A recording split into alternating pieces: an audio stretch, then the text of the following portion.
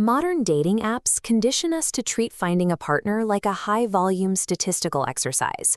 We process thousands of profiles, swiping rapidly through a sea of faces, under the assumption that if we simply sort through enough people, the law of averages will eventually deliver a perfect match.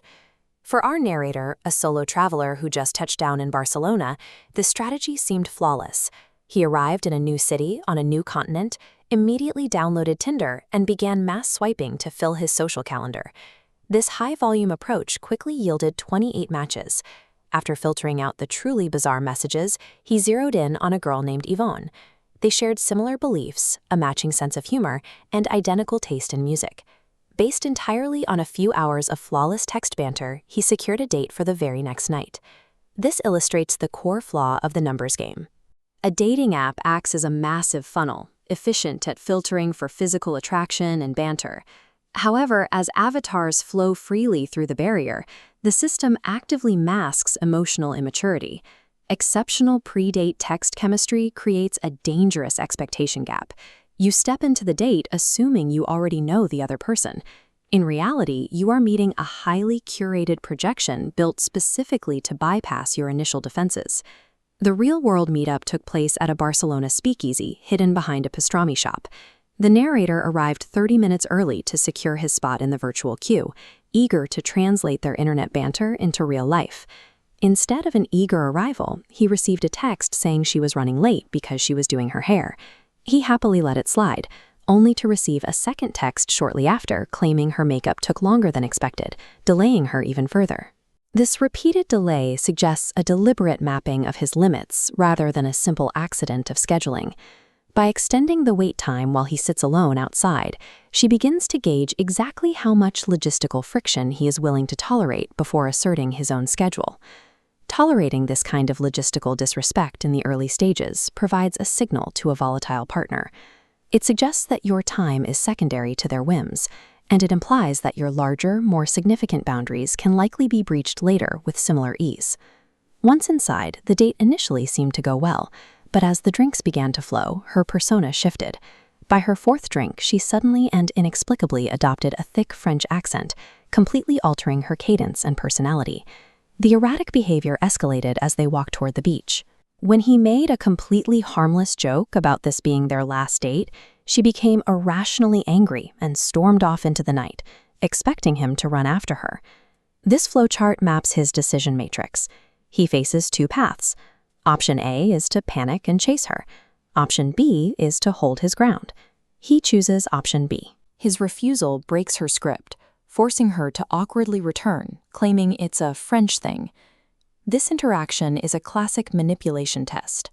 Manufactured drama in the early stages of dating rarely stems from an actual grievance. Its sole purpose is to measure your compliance and see if you will abandon your self-respect to soothe their artificial anger. After resolving the standoff, they sit down at Barceloneta Beach. It is 1 a.m, the conversation normalizes, and a false sense of security sets in as they chat by the water. A random stranger approaches them from the darkness and compliments the girl's beauty. Instead of getting defensive or possessive, the narrator reacts with polite rationality, calmly agreeing with the stranger and calling him a nice guy. In response to his calm demeanor, she slaps him hard across the face.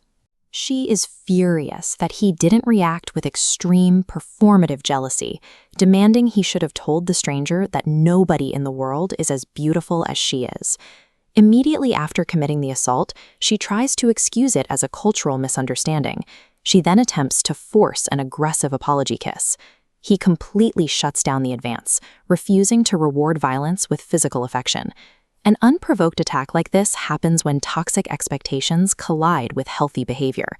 She operated on a highly dramatized romantic script that required him to fight another man for her honor.